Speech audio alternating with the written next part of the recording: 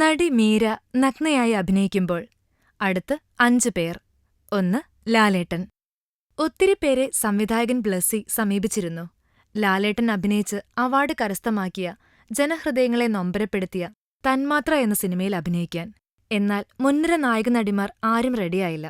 ലാലേട്ടന്റെ നായികയാകാൻ മടിയുള്ളതുകൊണ്ടോ ബ്ലസ്സി എന്ന സംവിധായകന്റെ ചിത്രത്തിൽ അഭിനയിക്കാൻ മടിയുള്ളതുകൊണ്ടോ ആയിരുന്നില്ല അത്.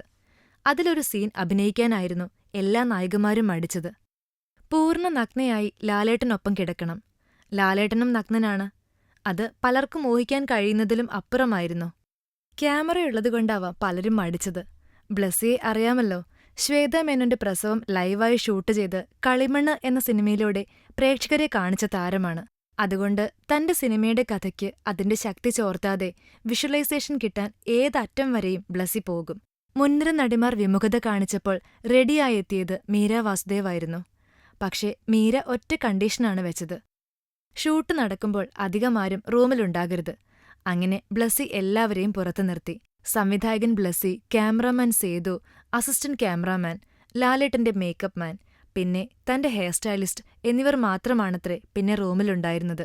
പക്ഷേ ആ രംഗം ഒരു പ്രശ്നമായി തോന്നുന്നില്ലെന്നും ലാലേട്ടൻ വലിയൊരു പ്രൊഫൈൽ നിൽക്കുന്ന നടനാണ്. എന്നിട്ടുപോലും പൂർണ്ണ നഗ്നനായി അഭിനയിക്കാൻ തയ്യാറായി.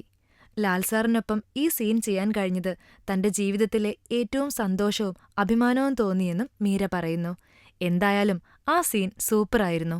ഫിലിം കോട്ട്. ഞങ്ങളുടെ അഭ്യർത്ഥന മാനിച്ച് സബ്സ്ക്രൈബ് ചെയ്തവരുടെ എണ്ണം 2 ലക്ഷം കവിഞ്ഞിരിക്കുന്നു. നിങ്ങൾ വൈകിയോ? ഉടൻ സബ്സ്ക്രൈബിൽ ക്ലിക്ക് ചെയ്യൂ. ആനന്ദം തരുന്ന വാർത്തകൾ വിരിയട്ടെ.